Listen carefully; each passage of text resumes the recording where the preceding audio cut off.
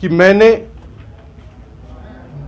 Supreme court के honourable chief justice DY Chandrachud साहब को एक एप्लीकेशन किया हूं। ये एक ऐसा एप्लीकेशन है जो कि महाराष्ट्र सरकार ने जो दो मेन गाइडलाइंस थी, इसमें गाइडलाइन नंबर 2 और गाइडलाइन नंबर 5 और 4, ये कहती है कि आपको जो हिस्टोरिकल जो सिटीज हैं उनके नाम बदलने की आवश्यकता नहीं है। हम देखते हैं कि सरकार कह रही है कि हमें $5 ट्रिलियन की इकोनॉमी की तरफ बढ़ना है, अर्थव्यवस्था अच्छी हो रही है, हम चाहते हैं कि देश हमारा विश्व गुरु बने, लेकिन क्या विश्व गुरु या $5 ट्रिलियन की इकोनॉमी नाम बदलने से होगा? कि देश को एक रंग में रंग दिया जा रहा है। तो हमें चाहिए कि देश, जब ये हमारा लोकशाही जो हमारी देश बना था, ये एक धर्म एक रंग के नाम पर नहीं बना। ये सारे समाज को, सारे धर्मों को, सारे जाति के लोगों को एक साथ लाने के लिए बना था। बदला गया और इस नामांतर को हम देख रहे हैं कि पूरे शहर में, ज़िले में और राज्य में इसके बारे में एक विविध राय पैदा हो रही है। लोगों में एक असंतोष का माहौल है और साथों साथ लोगों का इस पर अलग अलग राय बन रही हैं। ये हालात जो सब बन रहे थे, हम देखते हैं कि हाई कोर्ट में इस डिसीजन को चैलेंज किया गया। जब ये डिसीजन चैलेंज किया गया हाई कोर्ट में, हाल ही में जब इस डेट पर जस्टिस गंगापुरवाला के पास जो डिवीजन बेंच है उनके पास इस पर स्टे की मांगनी की गई, लेकिन कोर्ट ने इसे 27 तारीख को आगे बढ़ाकर जो पिटिशंस है उसको अमेंडमेंट करने का ऑर्डर दिया। मैं यहां पर सभी पत्रकार साथियों को इस प्रेस वार्ता के माध्यम से बताना चाहूंगा कि मैंने सुप्रीम कोर्ट के honourable chief justice DY Chandrachud साहब को एक एप्लीकेशन किया हूं। ये एक ऐसा एप्लीकेशन है जो कि ऑनरेबल जस्टिस को मैं कह रहा हूं कि आप सुमोटो एप्लीकेशन के जरिए एक सुमोटो कॉग्निजेंस लीजिए कि न सिर्फ शहर औरंगाबाद का, उस्मानाबाद का, बल्कि पूरे देश में नामांतर की पॉलिसी को रिव्यू करना चाहिए। ये नामांतर की पॉलिसी, ये पॉलिसी के जरिए कम्युनल हार्मनी, हमारा जो सामाजिक सलोखा है, इसे चैलेंज हो रहा है। सामाजिक जातीय तेड़ निर्माण हो रही है और ये सब जब होता है तो मैं समझता हूँ हमारे देश के संविधान के जो सिद्धांत है, मूल सिद्धांत, और जिस संविधान को बाबा साहब अम्बेडकर ने हमें दिया कि इक्वालिटी बिफोर लॉ, आर्टिकल 14 को धक्का लगने का काम होता है। आज इस पत्र के माध्यम से, इस एप्लीकेशन के माध्यम से मैंने honourable chief justice DY Chandrachud साहब से अपील किया हूं कि वो इसमें सुमोटो इंटरवेंशन करें और न कि सिर्फ औरंगाबाद और उस्मानाबाद के इशू को लेकर, बल्कि पूरे देश में नेम चेंज, नामांतर पॉलिसी को रिव्यू कर कर उसकी जो गाइडलाइंस है उन गाइडलाइंस को फिर से रिकॉल करें और स्ट्रिंजेंट, स्ट्रिक्ट गाइडलाइंस बनाई जाए। मैंने अपने इस एप्लीकेशन में 6 ग्राउंड्स के बेसिस पर मैंने माननीय सर्वोच्च न्यायालय के न्यायाधीश को अपील किया हूं, सर न्यायाधीश जी को, कि आप इसमें इंटरवेंशन, जो सामाजिक सलोखा है देश का, हिंदू, मुस्लिम, दलित, सिख, ईसाई, ये सारे समाज के लोग जो मोहब्बत और प्रेम के साथ आज तक जीते आए हैं, इस सामाजिक सलोखा बचाने के लिए आज चीफ जस्टिस डीवाई चंद्रचूड़ साहब और सुप्रीम कोर्ट अगर इंटरफियर करता है तो मैं समझता हूं कि देश में सामाजिक सलोखा और कॉन्स्टिट्यूशन बच जाएगा। हम देख रहे हैं कि जो मैंने हालात हम देख रहे हैं, इन हालात को देखते हुए मैंने एक जो दूसरा मुद्दा इसमें लिया है वो ये है कि लोकल लोगों की जो राय थी इसे कंसिडर नहीं किया गया। यहाँ पर औरंगाबाद में, उस्मानाबाद में और जहाँ कहीं भी नामांतर हो रहा है, इसमें जो guidelines ministry of home affairs ने 1953 और जिसे अमेंडमेंट 2005 में किया गया, इन गाइडलाइंस का फॉलो कितना हुआ है, इसी कितनी अमल बजावनी हुई है, ये देखने की आवश्यकता है। क्योंकि हम देखते हैं कि जो 5 guidelines ministry of home affairs की है, मेरा पर्सनल ओपिनियन है, जो लीगल ओपिनियन मेरा बनता है कि ये 5 गाइडलाइंस में से 4 गाइडलाइंस फॉलो नहीं की गई। महाराष्ट्र सरकार ने जो 2 मेन गाइडलाइंस थी, इसमें गाइडलाइन नंबर 2 और गाइडलाइन नंबर 5 और 4, ये कहती है कि आपको जो हिस्टोरिकल जो सिटीज़ हैं उनके नाम बदलने की आवश्यकता नहीं है, जो हिस्ट्री से रिलेटेड है, और हमारे शहर का भी नाता हिस्ट्री से रिलेटेड है। ये गाइडलाइंस जब आपके सामने है, इन गाइडलाइंस को हमको ध्यान में रखते हुए एक गाइडलाइन ये कहती है कि स्ट्रॉन्ग रीजनेबल ग्राउंड्स होना चाहिए। आपको ये बताना चाहिए सरकार को कि सरकार ने क्या इसमें स्ट्रॉन्ग रीजनेबल ग्राउंड्स जो थे, जो सही जो कारण था इसका बदलाव का, ये क्या था। ये हम देख रहे हैं कि जो मुझे मालूमात मिली है कि सरकार ने इसका रीज़न ये दिया है, हो सकता है मेरी मालूमात में शायद कोई इजाफा कर दे, लेकिन जो मुझे बताया गया है कि ये है कि किसी एक नेता की इच्छा थी कि इस शहर का नाम बदला जाना चाहिए। तो क्या ये लीगली सस्टेनेबल है? ये सवाल आज न्यायपालिका के सामने होगा।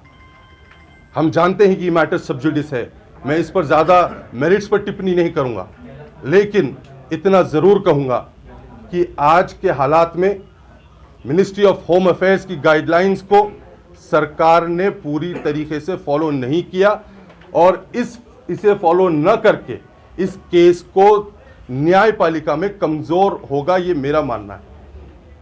इसी के साथ साथ आज मैंने इस अपने लेटर में, ये जो लेटर है ये आपको अभी हमारे सभी साथी दे देंगे। इन लेटर में मैंने ये कहा हूँ कि महाराष्ट्र स्टेट गवर्नमेंट ने जो ये निर्णय लिया, इसी के साथ साथ अश्विनी उपाध्याय जी ने इस विषय को लेकर माननीय सर्वोच्च न्यायालय के पास वो गए, और माननीय सर्वोच्च न्यायालय ने अपना जो डिसीजन, उसमें ऑबिटर डिक्टा जो उन्होंने ओरल ऑब्जर्वेशन दिया, उन्होंने साफ तौर पर कहा कि we cannot be prisoners of the past.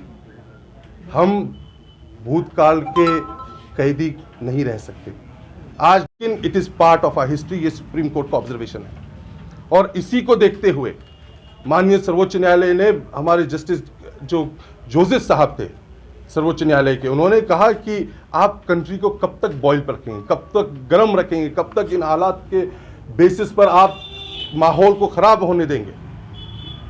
क्या हमारे पास और दूसरे मुद्दे नहीं है? क्या शिक्षा, बेरोजगारी, विकास का मुद्दा नहीं है देश के सामने कि आज नामांतर के इश्यू को बढ़ाया जा रहा है और उस पर राजनीति हो रही है? तो ये सारे इश्यूज को लेकर और इस ऑर्डर को, इस ऑब्जर्वेशन को बेस बनाकर मैंने अपने इस एप्लीकेशन में माननीय सर न्यायाधीश डीवाई चंद्रचूड़ साहब को ये अपील किया हूँ। इसी के साथ साथ ये नामांतर की जो पॉलिसी है, ये नामांतर की पॉलिसी और इसे जिस तरह इम्प्लीमेंटेशन हो रहा है, ये देश के संविधान को, संवैधानिक मूल्यों को, सेक्युलरिज्म को, इक्वालिटी को धक्का देता है। आज देश का जो संविधान का जो बेसिक स्ट्रक्चर है, doctrine of basic structure, Kesavananda Bharati का जो जजमेंट कहता है कि इसको धक्का नहीं लग सकता। हमें चाहिए कि हम देश के मूल जो बेसिक स्ट्रक्चर है उसको बचाने के लिए इसमें हम सुप्रीम कोर्ट का इंटरवेंशन की अपील कर रहे हैं। हम देखते हैं कि सरकार कह रही है कि हमें $5 ट्रिलियन की इकोनॉमी की तरफ बढ़ना है, अर्थव्यवस्था अच्छी हो रही है, हम चाहते हैं कि देश हमारा विश्व गुरु बने, लेकिन क्या विश्व गुरु या $5 ट्रिलियन की इकोनॉमी नाम बदलने से होगा? ये सवाल सरकार को और आम जनता में हम सबको अपना मुहासिबा, अपना इंट्रोस्पेक्शन करने की जरूरत है।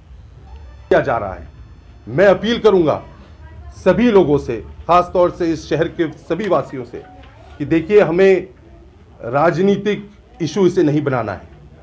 ये जो लड़ाई है नामांतर की, लोग अपने अपने तौर पर जुडिशरी में, हाई कोर्ट में लड़ रहे हैं, और ऐसा नहीं है कि ये इशू आज ख़त्म हो चुका, क्योंकि हम जानते हैं कि 1995 में सुप्रीम कोर्ट ने इस पर स्टे दिया था। आज हाई कोर्ट में है, हाई कोर्ट में कल स्टे हो सकता है, नहीं हो सकता है, क्या होगा ये आगे देखना होगा 27 तारीख को। लेकिन अभी हाई कोर्ट है, सुप्रीम कोर्ट है, रिव्यू पिटिशन है, कई इस पर अभी इश्यूज बाकी है और लीगल रेमेडीज आर अवेलेबल। तो इस पर हम सबको चाहिए कि हम देश का, राज्य का और अपने इलाके का विकास किस तरह हो सकता है इस पर ध्यान दें। हमारा कॉन्स्टिट्यूशन हम किस तरह मजबूत कर सकते हैं इस पर ध्यान दें, क्योंकि ये नामांतर के इशू से हम देख रहे हैं कि लोगों में जातीय तेढ़ निर्माण हो रहा है। आज वातावरण गर्म है, राजकीय सामाजिक जो कुछ लोग इसको गर्म करना चाह रहे हैं, लेकिन मैं उस पर आज टिप्पणी नहीं करूंगा। मेरा कहना, मेरी अपील इस देश के चीफ जस्टिस ऑफ इंडिया से है। मैंने एप्लीकेशन दे दिया हूं और मुझे उम्मीद है कि सुप्रीम कोर्ट इसमें इंटरवीन करेंगे, क्योंकि ये कॉन्स्टिट्यूशन के, सेक्युलरिज्म के, सोशल फैब्रिक जो हमारा देश का है उसे बचाने की आज ज़रूरत है। और मुझे उम्मीद है कि सुप्रीम कोर्ट इसमें इंटरफियर करेंगे और अपने देश के इस कॉन्स्टिट्यूशन वैल्यूज़ को बचाने का काम होगा। मैंने इसमें लास्ट प्रेयर ये किया हूँ कि हमारे माननीय सर्वोच्च न्यायालय, सर न्यायाधीश इन गाइडलाइंस को, जो 1953 के जो मूल गाइडलाइंस थे, किया गया, इन गाइडलाइंस को रिव्यू किया जाए और इसे रिकॉल कर कर एक समिति गठित की जाए जो कि जुडिशरी मॉनिटर्ड हो, जुडिशियल कमिटी हो, और इस जुडिशियल कमिटी ने जितने नामांतर अभी हुए हैं और हो रहे हैं इस पर, इसका बेसिक क्या ऑब्जेक्टिव रहा है इस पर सोचने की, विचार करने की ज़रूरत है। क्योंकि जो ये नामांतर हुआ था, नामांतर की जो गाइडलाइंस है मिनिस्ट्री ऑफ होम अफेयर्स की, मैं बार बार इस पर एम्फसाइज कर रहा हूँ, इसका इंटेंशन ये था कि हम देश में कम्युनल हार्मनी हो, इसमें कहीं पर भी डिसरप्शन ना हो, लेकिन उसका उल्टा हो रहा है। तो इस चीज़ को देखते हुए मैं माननीय सर्वोच्च न्यायालय के पास अपनी एप्लीकेशन मैंने सबमिट किया हूँ और मुझे उम्मीद है कि सुप्रीम कोर्ट इसमें इंटरवीन करेंगे और इस पर ध्यान देंगे। अब इसके बाद अगर आप सभी प्रेस वार्ताओं से मैं प्रेस के लोगों से अपील करूंगा कि अगर आपके पास कुछ सवाल है तो आप ज़रूर इसमें पूछ सकते हैं। शहर में एक तरफ समर्थन में और एक तरफ विरोध में जो आंदोलन चल रहे हैं, इस पर क्या कहेंगे आप?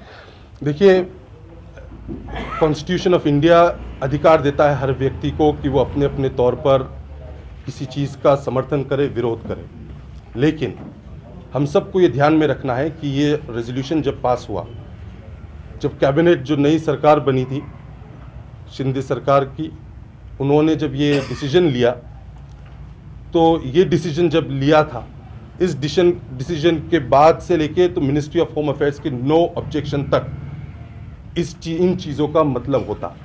लेकिन अब ये जो चीज़ जो हो रही है, ये सारा हम सबको ध्यान देना है कि ये जुडिशियल मैटर हो गया है, मैटर इज सब जुडिस।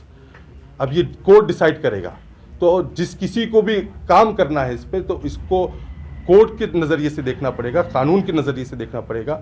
और एक चीज़ हम सबको याद रखना है कि आने वाला वक्त त्योहारों का है, रमज़ान आ रहे हैं, अलग अलग जो त्यौहार हमारे सामने, हम ऐसी हरकत कोई कुछ ना हो जिससे हमारे शहर का, हमारे ज़िले का वातावरण ख़राब हो।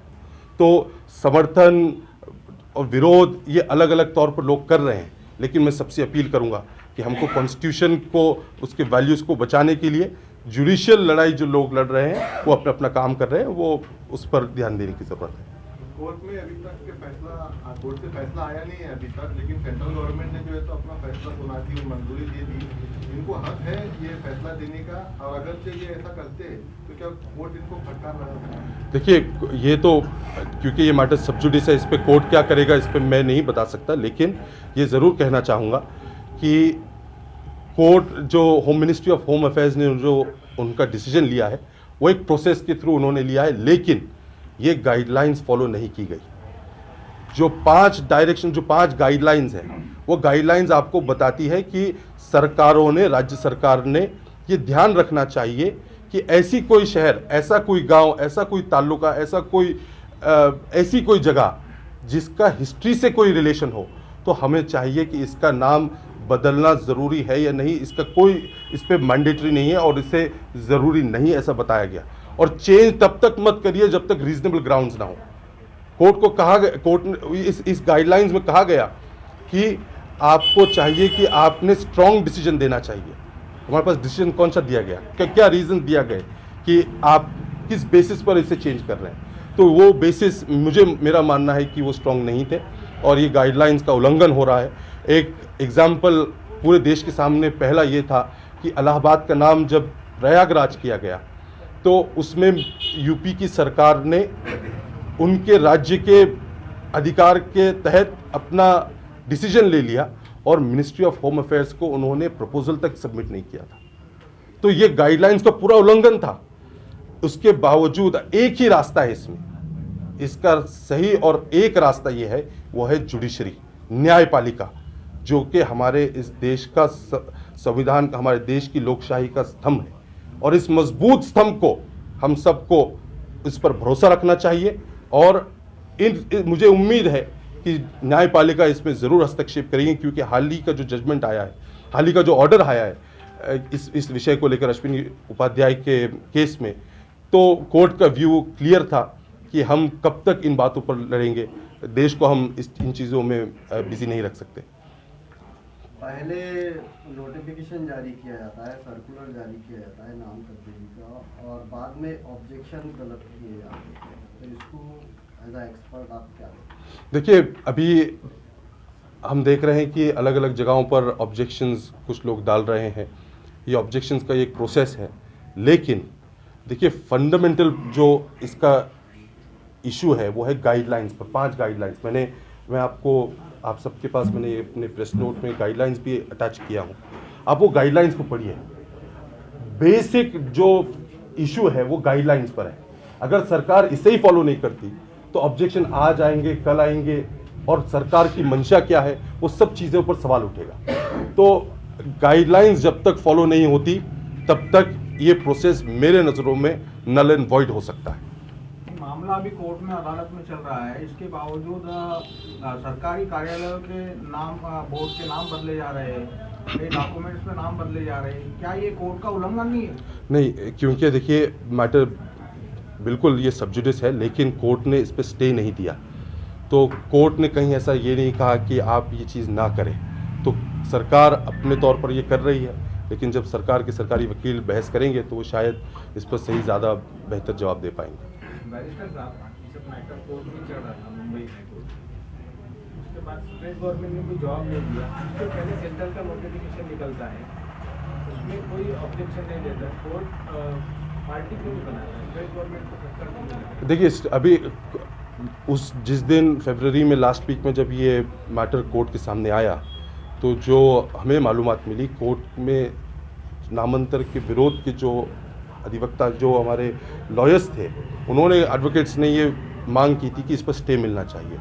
और एडवोकेट प्रज्ञा तड़ेकर और यूसुफ मुचाला साहब ने बहुत अच्छी आर्ग्यूमेंट्स की, और प्रज्ञा तड़ेकर जी ने एक बात कही कि देश को एक रंग में रंग दिया जा रहा है। तो हमें चाहिए कि देश, जब ये हमारा लोकशाही जो हमारी देश बना था, ये एक धर्म एक रंग के नाम पर नहीं बना। ये सारे समाज को, सारे धर्मों को, सारे जाति के लोगों को एक साथ लाने के लिए बना था, और कॉन्स्टिट्यूशन भी यही कहता है। तो इसीलिए ये जो पॉलिसी है, अगर पॉलिसी का रीज़न कुछ और होता, ये रिलीजियस बेसिस पे जो हो रहा है, ये मेरा मानना है कि ये कॉन्स्टिट्यूशन के विरुद्ध है। और इसीलिए इसका जो भी हालात हम देख रहे हैं, लीगली इसमें काफ़ी सारी कठिनाइयाँ आएंगी, ऐसा मेरा मानना है। बैरिस्टर साहब, आप जिस पार्टी से ताल्लुक़ रखते हैं उसी की एक लेडी मिनिस्टर और एमएलए एमपी पहले से ही औरंगाबाद को छत्रपति संभाजी नगर घोषित करते हैं, इसको आप कहां तक देखते हैं? देखिए, आज की प्रेस वार्ता में मैंने अपने बहैसियत बैरिस्टर वकील, मुझे कानून की जो थोड़ी बहुत समझ है और मैंने जो किया हूँ, इस पर मैंने आयोजित किया। मैं राजकीय इश्यूज़ पर बात आज नहीं करना चाहूँगा। हर एक को अपना अधिकार है, वो क्या कहते हैं क्या नहीं कहते हैं, लेकिन मेरा काम जो था वो मैंने कर दिया। सब अपना अपना काम कर रहे हैं, मैं किसी और के राय पर मैं क्या कहूँगा। लेकिन आप भी तो उसी पार्टी से ताल्लुक़ रखते हैं ना? नहीं, तो पार्टी से ताल्लुक़ रखना और लीगल फील्ड में रहना ये दो अलग चीज़ है। आप देखिए कि कई सुप्रीम कोर्ट के लॉयर्स हैं जो कांग्रेस में है, लेकिन बीजेपी के लोगों का केस लड़ते हैं, बीजेपी के लॉयर्स हैं जो कांग्रेस का लड़ते हैं। तो ये विषय, ये कानूनी बात मैं कर रहा हूँ आप लोग के सामने। पार्टी की बात पार्टी के मंच पर होगी, आज वो विषय नहीं है। औरंगाबाद से लीगल फाइट करने के लिए कमेटी बनी जी, तो कमेटी में डिसाइड हुआ था कि हर कोई जाके सुप्रीम कोर्ट में अपना इंडिविजुअल फाइट नहीं करेगा। यस, कमेटी की तरफ से काम होगा। तो आपको रिक्वेस्ट रखी है, तो इससे ऐसा नहीं होगा कि हर कोई जाके पर्सनल हाईकोर्ट में सुप्रीम कोर्ट में जाएगा तो आपकी जो मेन फाइट है वो तितर बितर हो जाएगी। नहीं बिल्कुल सारे आपने मिलके एक ही फाइट क्यों नहीं करें? नहीं बिल्कुल बहुत सही बात की आपने, क्योंकि यही चीज़ को ध्यान में रखते हुए हमने ये निर्णय लिया कि हम याचिका नहीं दाखिल करेंगे।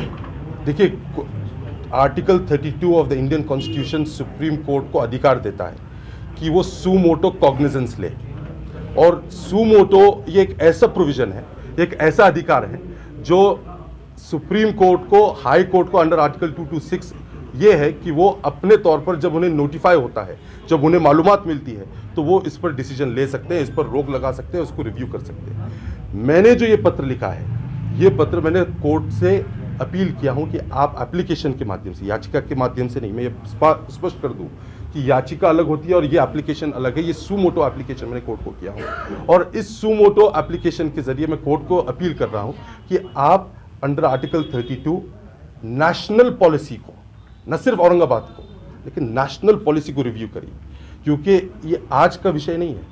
आने वाले वक्त में और आगे कुछ और नामांतर होंगे, तो क्या हम देश को इन्हीं चीज़ों में लगाए रखें? क्या युवा यही चीज़ों पर लड़ते रहेगा, सड़कों पर आते रहेगा? क्या हमारे पास अच्छे इश्यूज नहीं बचे? क्या देश की सारी समस्याएं हल हो गई कि आज हम नाम पर आ रहे हैं? तो ये चीज़ को ध्यान में रखते हुए मैंने काम किया।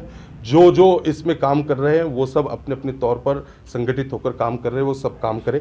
मैंने जो अपनी राय थी औरंगाबाद की जो नामांतर हुआ है उस पर राय रखा हूँ, और उसमें बताया हूँ मैंने कि गाइडलाइंस का फॉलो नहीं हुआ है।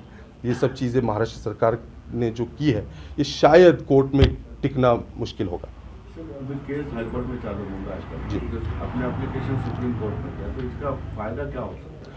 इसकी क्या प्रोसेस होनी चाहिए और क्या हो सकता है? जी देखिए, हाई कोर्ट में ये मैटर सब जुडिस है। 27 तारीख को इस पर सुनवाई होगी, और 27 तारीख को जो इस रेजोल्यूशन को लेकर बात होगी वो होगी।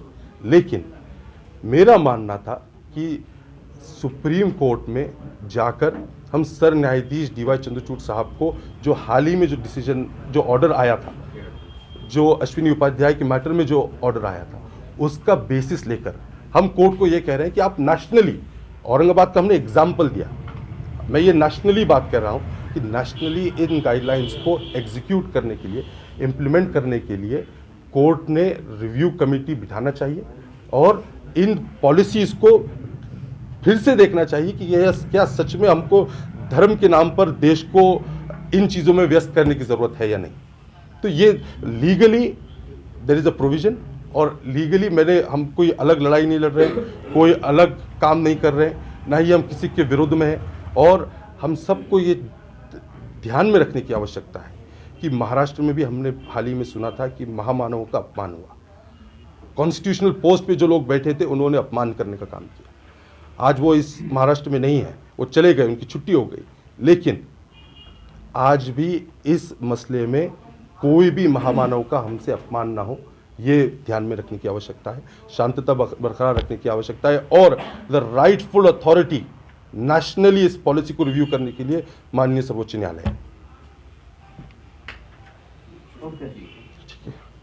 ये जो गाइडलाइंस है, ये गाइडलाइंस अभी बनाए नहीं, पहले से बनाई नहीं, तो सेंट्रल गवर्नमेंट इसको दरकिनार क्यों कर रही है? ये तो खुलेआम जो है रूल्स है उसके खिलाफ जा रहे हैं। ठीक है, औरंगाबाद बनेगा नहीं बनेगा, संभाजीनगर बनेगा नहीं बनेगा, ये बाद में डिसीजन होगा।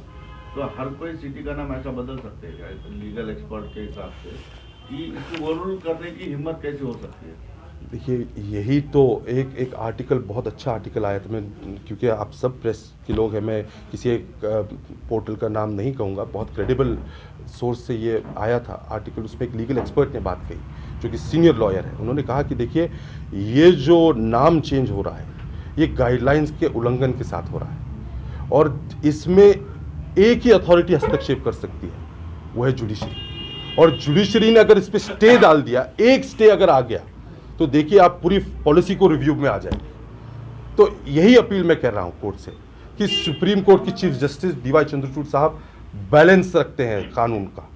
उन्हें पता है कि कॉन्स्टिट्यूशन का सेक्युलरिज्म क्या है, कॉन्स्टिट्यूशनल वैल्यूज़ क्या है, सोशल फैब्रिक हमारा देश का क्या है, सामाजिक सलोखा क्या है, ये सब हमारे सर न्यायाधीश तमाम जो कॉम्पिटेंट जजेस हैं उनको पता है।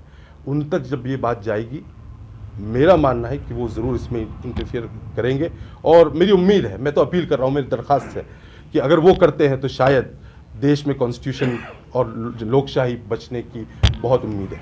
सर, आप बैरिस्टर हो जी। जुडिशरी के बारे में रिस्पेक्ट करना आपका काम है, उसका संरक्षण आप करना आपका काम है, लेकिन जुडिशरी भी कितनी प्योर रही है सुप्रीम कोर्ट की, क्योंकि इसके पहले कुछ बड़े बड़े डिसीजन देके कुछ आज राज्यपाल है, पॉलिटिक्स पे कई खासदार है, तो आपकी तो कमाल करना पड़ेगी कि आप भी जुडिशरी पे अभी भी टिके हुए उन पे मतलब भरोसा।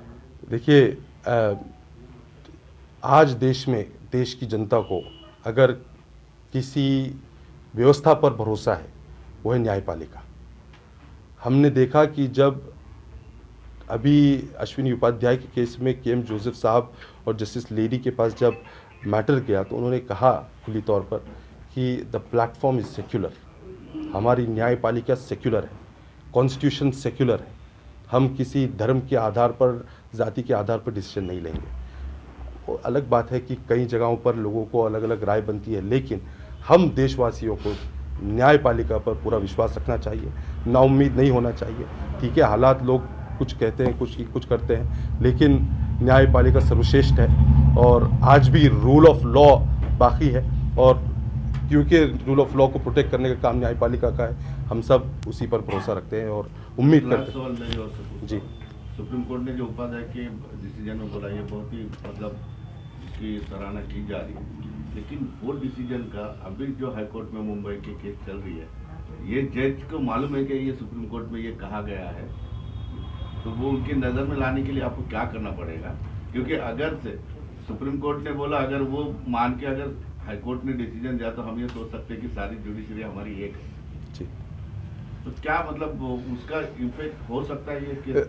देखिए, अब ये प्रिंसिपल जज जस्टिस गंगापुर वाला साहब और उनके साथ डिवीजन बेंच पे जो जस्टिस होंगे, उनके साथ जो हमारे न्यायाधीश होंगे, वो इस पर ज़्यादा बेहतर टिप्पणी करेंगे। लेकिन लीगली ये होता है कि सुप्रीम कोर्ट जब कोई डिसीजन लेता है वो कानून बनता है। That is what ever the supreme court states is becomes law. तो सुप्रीम कोर्ट का बनाया हुआ बोला हुआ चीज़ कानून होगा। हाई कोर्ट इसको किस तरह इंटरप्रेट करता है वो हल अभी हम आगे देखेंगे। लेकिन इसमें एक चीज़ ये आ रही है कि बहुत सारे लोग कह रहे हैं कि ये क्योंकि एक ओरल ऑब्जर्वेशन था, ऑर्बिटर डिक्टा था, कुछ कह रहे हैं कि ऑर्डर में कितना आया वो देखने की ज़रूरत है। लेकिन मुझे उम्मीद है कि हाई कोर्ट इसको ज़रूर मेरिट्स के बेसिस पर फैसला करेगा और शायद हालात ऐसे हैं कि रेजोल्यूशन जो बनाया गया, 2 लोग थे कैबिनेट में उस टाइम पर, chief minister, deputy chief minister, तो किस हद तक ये टिकेगा ये माननीय उच्चतम न्यायालय, मुंबई उच्चतम न्यायालय इस पर डिसीजन लेगा और हम इंतजार करते हैं।